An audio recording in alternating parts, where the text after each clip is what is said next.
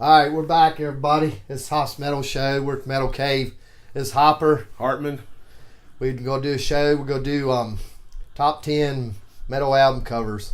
I did a thing on Facebook. Was asking some friends what they thought was their favorite album covers. I got a couple in this that were listed. Sorry, DDI or Price. I never did have. I didn't have anything that you had listed. Yes, pretty cool stuff. So evidently I don't have none of that in my collection. Not on vinyl anyway. But I'm also got this earlier this week. I was telling Randy, it's Megadeth's Final Kill. It's the remake of the first album. It's killer. It's got the whole album remastered, and then it's got, I guess the second vinyl is live. Yeah, I've never heard that album live. I think it's even off VHS. I think Dave said he took it from VHS. But if you're looking for something to buy, I recommend this, Megadeth's Final Kill. But we'll go on to do our album thing. All right, first one I'm going to do here is the old 1984. I mean, that's a great album cover. I mean, really ain't much need to be said. Got the little kid with the devil wings, yep, smoking a cigarette, having a puff, and great album. My wife disagrees; she don't like Van Halen, but man, you can't go wrong with Dave Lee Roth there. I like Sammy Hagar there, but I don't know. Great album. The album's just as good as the cover. But I'll let Randy go on. Definitely. The 10. The three-headed dog. While the rods, wild dogs fight to be free. Like the band, I like the art. You got a dog with three heads. That is cool. That everybody talked about in the 80s. Well, what's your favorite three-piece band? A lot of us didn't know. All we named was Raven. They kicked Raven's ass. I know Raven's still going, and these guys are going on too. They just take forever to make new music. They are in the studio now. That's 10 right there. The Rods, Wild Dogs, the three-headed dog. All right, so what I got next? I got The Ultimate Sin, the album that Ozzy never talks about. Man, this is such a good album. This is probably one of the first ones I actually heard of. I'm a little late bloomer on Ozzy. Me too. But man, it's like I can't believe that he don't give any credit for this album. He says he don't even remember even making the record. Which I guess that's not a big surprise. A lot of people hated his outfits, and I loved how he dressed. Oh, yeah. With the gowns. Especially this, because remember he come out on the Ultimate Ozzy? Yeah. It was in that throne. That throne, it opened up like a and bat. all the doves come out. Yeah, I loved stuff. it. But yeah, this is a pretty cool album cover. I mean, I'm sure everybody's seen this album cover, but I looked through Ozzy's stuff, and this is by far the best album cover Ozzy's got. So, I guess that's all it needs to be said about how great that album is. That's pretty cool. So I like that. What you got next, Randy? Coming at number 9 is Ozzy Osbourne, The Ultimate Sin. What's the chance of that? Well, we always figure if the album cover's good, it's got to... it's good to everybody. And the album cover, trust me, backs up the music. Oh, yeah. Jakey Lee was the bastard son of the history of the band. The way he was thrown out and exited, he was the man. He had a lot of shoes to fill with Randy's death, but this is just, the art is awesome. And when they remastered his entire catalog, this was like, you don't see it. And when I play this thing, it does not have that real loud sound like the remaster CDs we have today. And it's a shame. I don't know why he hates this so much, but I sure as hell don't. Yeah. Come nigh Ultimate Sin. Like it. And even the chick on the front, that's the chick that's in the Shot in the Dark video. That is correct.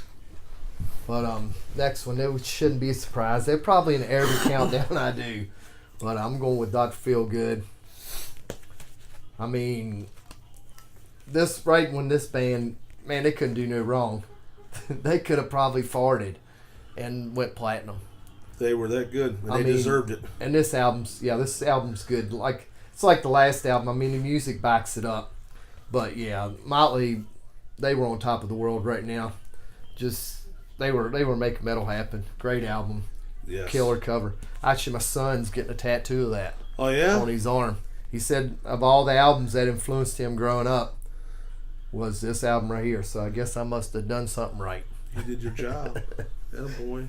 But that's my next one, and mine aren't in any order. So don't think that whichever way you're seeing them, the order they're in. I just picked 10 random albums. Yeah. Okay, what's up? One of my favorites, Casey. This is for you, man. Black Sabbath, Born Again. Now, somebody on Facebook had a top 10 worst covers. You're full of shit. I've got the shirt of this, which is very rare. Okay, Casey got it for me for my birthday last year, and every time I wear this shirt, I get people looking, so I know I'm doing my job. And two, if you Black Sabbath fans had one walk up to me, he's like, "You don't see that every day." And our friend Billy Lambert, with the last party we had, because I worked, "Where did you get that shirt? You don't see it." No one talks about this record. This is my favorite Sabbath album outside of Dio and Ozzy. And it's also, of all their album artwork, that is my favorite piece of artwork this band ever done. It's just something about this little devil, and the title, Born Again, and it's a little baby devil. That's art. Black Sabbath, Born Again. Alright, so we're going with Lowell.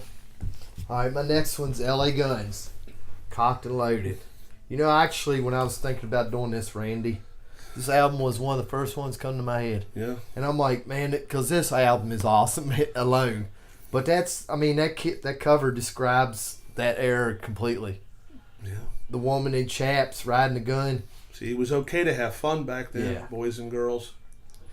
But yeah, LA Guns, they were kind of following the whole Guns N' Roses thing, but man, they were sleazy and they put out good music and Still going strong. I think they have a great album cover. Yeah. So that's my next one. Next up for me, Mortician, Chainsaw Dismemberment. Well, it don't get any more brutal. And this CD's out of print. It's beat to hell. I better do this. Hold up. Yeah, you might have to zoom that one over in there. There you go. You got a woman tied to a pole with a severed head. Guy with a chainsaw and a woman bleeding out the leg. Wonderful art, isn't it? That's my favorite, and they just re-released a shirt of this. The band, if you can understand what they're saying, go for it. I really don't care. I like the art because majority of every song that this crazy band does, they're from horror movies. Every song has an intro. Pretty much every song has an intro, and every song is 2 minutes apiece. But the art, oh God, I love it. What, the songs are only 2 minutes apiece? 2 minutes apiece. No. It's almost like punk. Or remember SOD? You're dead. Mortician, Chainsaw Dismemberment. Is that what would Mike Griever approve of that cover? Well, I saw his little comment, and Mike, this is a lot calmer than Cattle Decapitation. This is just a woman bleeding out the leg. Cattle Decapitation album cover has a cow taking a crap of human remains. Sorry, I don't have that here. I wish I did. And I'd put it on there just for you, buddy. Yeah, it'd be just for Mike. I'd do it just for you, buddy. Anybody wears a load shirt, come on. Alright, next one up. Jason Klein says probably one of his favorite album covers. Mm-hmm. How can you not have an album cover countdown and not have an Iron Maiden album in the countdown? That's right. But when you go to pick Iron Maiden, honestly, where do you even go? It's like Somewhere in Time, Wasted Years. There's like Live After Death. All their album covers are killer. But I put this one in here just because this is the one Jason Klein picked. So that's my pick for that number. The good old Iron Maiden, Number of the Beast. It's a good one. Bruce Dickinson's very first album with the band. Well, here's mine. This is a rarity. I paid $25 for this at a yard sale. There it is. Metallica, Creeping Death. The Creeping Death EP. There's something about this that I cannot get enough of. The logo's different. It's in rock. You got these eyes in the clouds. Yeah. You got the mountains. And if someone say, what's your favorite song by the band? It's this Creeping Death. Am I Evil, Blitzkrieg, and you got the Jump in the Fire EP, Seek and Destroy Phantom Lord. My God, this is like, at this time, Cliff Burton, This is when they kicked ass right here. Untouchable. This is my favorite album cover by the Creeping Death Metallica. Yeah, I went through Metallica. Master of Puppets it went down the wire, but it didn't make the top 10. That was probably the best. I think that was the best cover out of the bunch. Well, Jumping Fire was a pretty decent cover. Yeah. That one was right up there too, but it just didn't make the cut. That was the only reason they weren't in there. They're probably a top 10 band in my book, but just album covers, they're just kind of blossom. All right, so my next one, nothing needs to be said about this debut. This is the album cover that was banned, but the album cover is great, and the album is great. I mean, this thing is a gem. Played that last week. But this album cover is freaking awesome. It's a shame that it got banned. I mean, I guess I can kind of understand it, but nowadays it's really nothing really too extreme. But if you ever get a chance to pick this cover up, I mean, it goes for fairly decent money, but it's definitely worth the purchase to get this cover. But that's my pick for that one. Guns N' Roses, Appetite for Destruction. That's a good one. This is my next up. This was my introduction to the band, and then I got all the older stuff, and it's still my favorite record. Judas Priest, Defenders of the Faith. Good one. A half tiger, I think, and some sort of tank. This, my God, Jawbreaker, Rock Hard, Sentinel, Love Bites, Eat Me Alive. Some heads are gonna roll. This. That's good. Oh my God, this was just the art backed up the music, and the music backed up the art. That's my pick. The next Judas Priest, Defenders of the Faith. Yeah, they got a lot of good music. Around that era, man, they were firing on all cylinders. Damn right they were. I mean, but I don't know, they're firing pretty good right now, too. Their new one is just Firepower. best album since Painkiller. Yeah, without a doubt. Firepowers. I mean, it's might be... Hell, I even like Nostradamus. It might be one of the best albums released this year. Yep. I guess because it qualified this year. It's probably one of the best ones I've heard. I mean, I've heard a couple decent ones, but that one's right up there. All right, so my next one is the old Trick or Treat soundtrack. Sammy Kerr. Man, you gotta love Sammy Kerr. Me and Randy been doing a tradition. I think we kind of passed it by, but we talked about starting our tradition Halloween night watching this movie. Yeah.